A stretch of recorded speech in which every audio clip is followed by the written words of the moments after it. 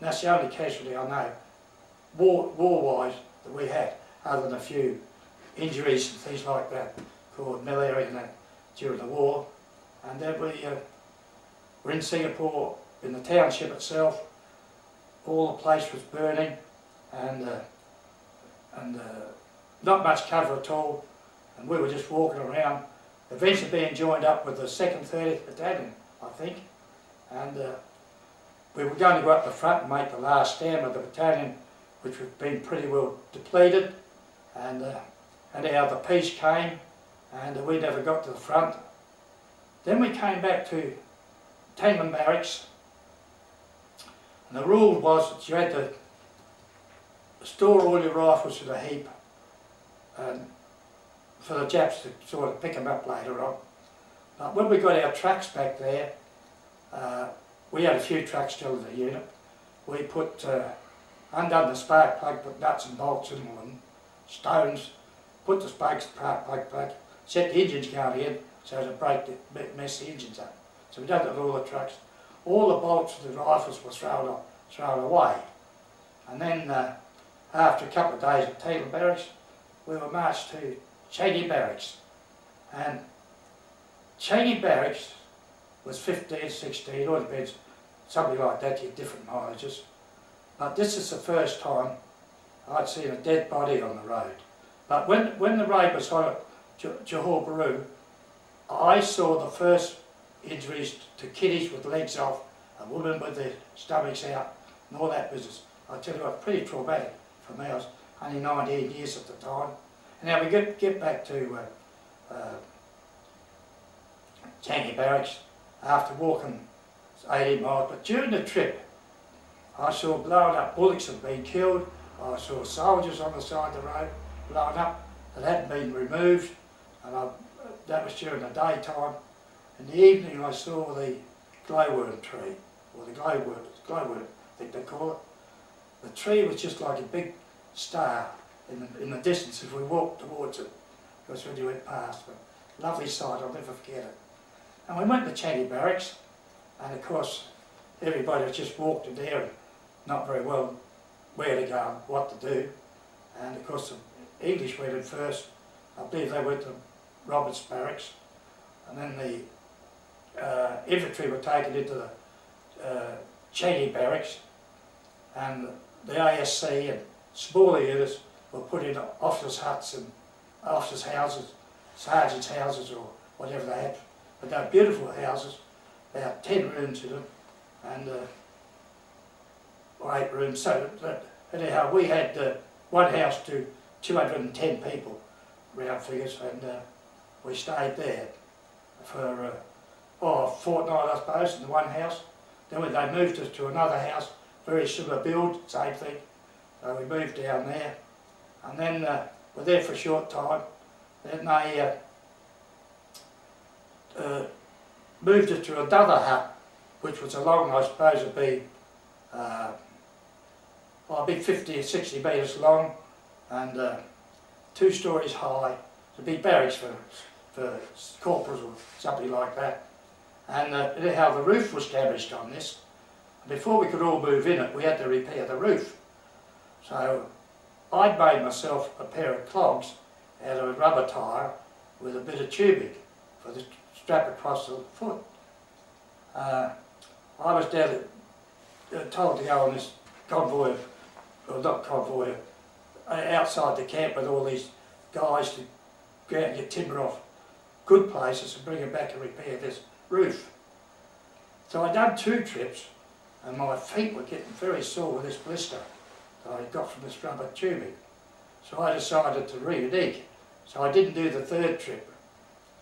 When I got back, I was put on a charge sheet. Somebody must have been at the other end, counting us as we came in.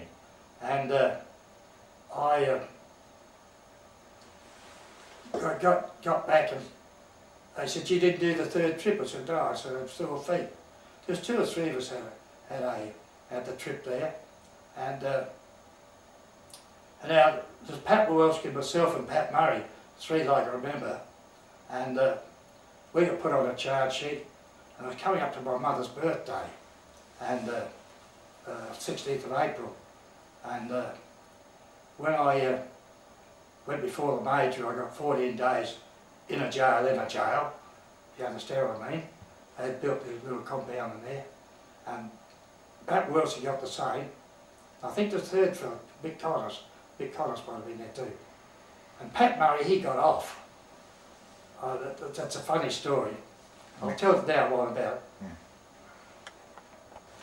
Yeah. Anyhow, then Reg got the house built, I've done my time, and we'd set up work parties in Singapore until from 42 to early 1943, when most people that work parties in Singapore were brought back to Changi to be allocated journeys to Burma and Borneo and Japan.